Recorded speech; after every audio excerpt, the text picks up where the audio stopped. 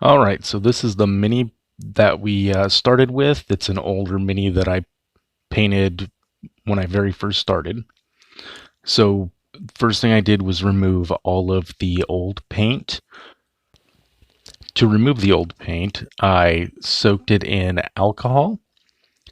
After it soaked for 90 seconds to 2 minutes, I'd take it out, brush off what had come loose, wipe down the remainder, and start the process all over again. This took several attempts to get all of the paint off. There was also some old flashing left behind that I needed to remove. Stuff that I just didn't really notice or thought needed to be removed when I first started painting miniatures. It did take a bit longer than I thought to remove all of the excess or all of the old paint, but a few soakings and just clean or wiping it off with the brush seemed to do a pretty good job. So to prime the miniature, I used the Army Painter brush on primer mixed equally with dark stone. I wanted to use the dark stone just so that I started out with a slightly darker color than the light gray that the primer would have given me. This allowed me to have a solid base color similar to what my end paint was going to be.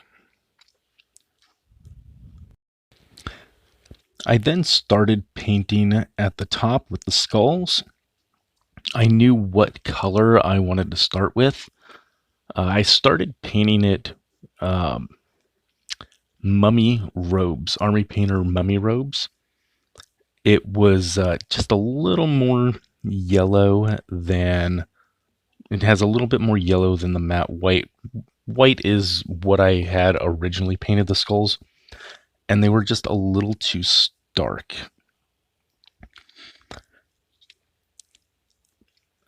So once I had the skulls fully painted, then I started mixing in a little bit of a darker gray to go with it. The darker gray, just adding a little bit of the gray in with the what I used as the skull color, allowed me to start creating the shadows that I wanted on the skulls.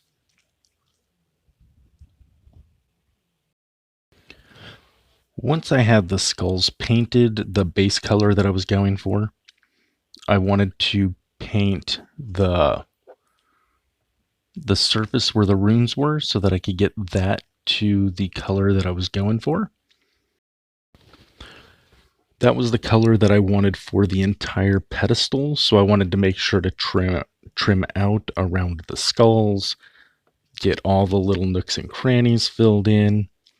I wanted to make sure that I got that entire base coat done in one shot, because I didn't want to look back on it and go, oh, I missed the spot here, let me go back and fill this in. Now, once I had that filled in, I started messing around with trying to do some edge highlights. This is the first time I've ever put edge highlights on a miniature, so it was a major learning experience for me. And the first few shots at it were an absolute disaster.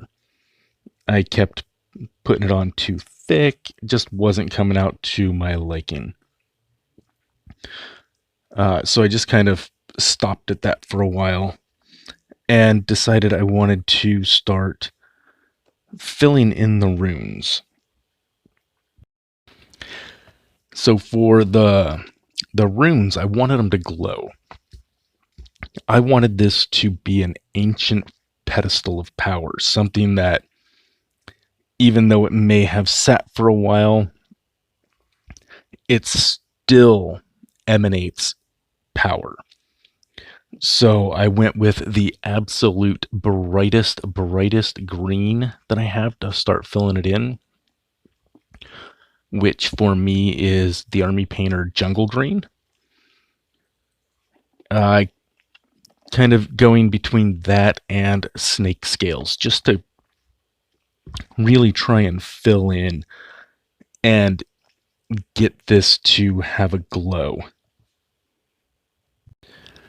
This was the first of many, many coats of green that I put on.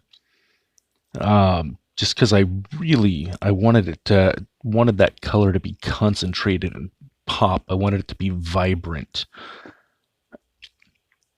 Looking back at it, if I were to do this again, I think I would have gone inside of all the runes with a white first, just to give it that base, something for the green to really glow against. Next, I started filling in the skulls with that same green right in the eye sockets. I wanted the power of the pedestal to feel like it just went up, and the skulls are a part of the power here. The strokes going up from the eye sockets, I kind of wanted it to have a haze or a glow effect, where the power of this is still just kind of seeping up and out through the pedestal.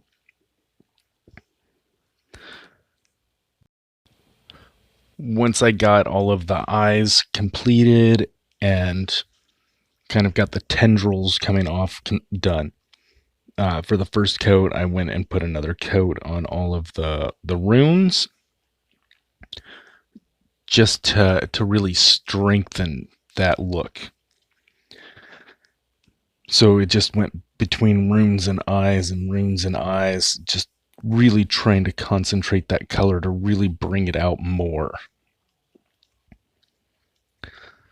Again, I think that doing some white here would have been a great way to make that pop.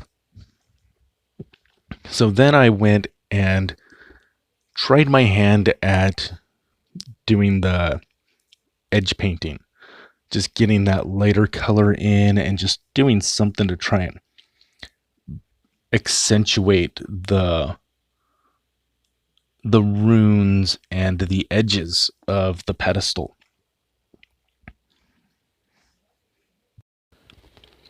This time around, I went at it with a little more paint on my brush, but a slightly lighter hand while doing it. And I think it came out looking pretty darned good, especially for a first attempt. Making sure to flip it around and look at the different angles just to see what I might have missed. So I'm real lucky that I find paint to be fairly forgiving when I'm working with it. If I make a slight mistake, just don't stress over it. Take what you can off. If you need to paint over it, do a nice thin coat to paint over any mistakes. That's the absolute worst that I feel can happen. So, next is the mass that was coming out from basically under the skulls. The first time I painted this, I kind of saw that as the viscera, leftover bits that had been left with the skulls. But really taking a closer look at it, I saw this as something that the skulls were being placed on. This is a place of power. This is something that it's powerful. And my next thought was the golden fleece. So I said, let's go ahead, paint it gold. Let's see how it looks as just a gold cloth that's right there.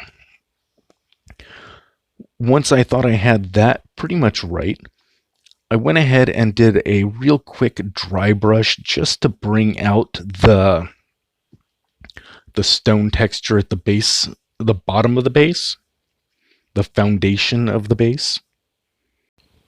And I wanted to make sure to get all of it, so I went right up to the head of the runes. Once the dry brush was done, the green was dry again, so I wanted to get in there and get another coat of green on there just to brighten it up a little bit more, going over the runes and the eyes and the tendrils coming off the eyes one more time.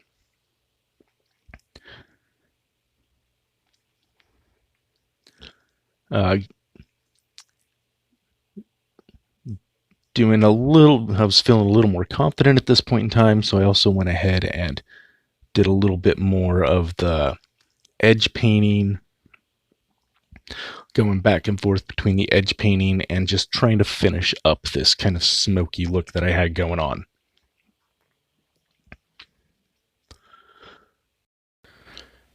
So working on the eyes, I noticed a moss patch, so I just wanted to get some green on there real quick.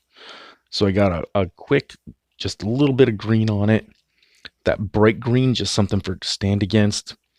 And then went ahead and started working on the eyes and the runes some more, just to try and get one more coat in there for it to pop. Working on the moss, I'm kind of learning from the past, trying to give it a brighter base for the other color to stand up against.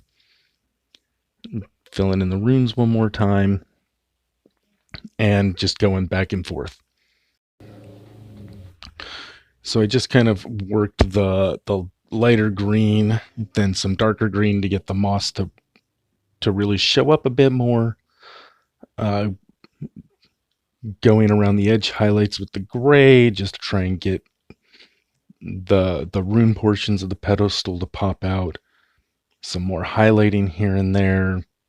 Just a lot of going back and forth between colors, just trying to get the little nuances taken care of. Just those last few strokes to try and get the tendrils of the green coming up from the eyes.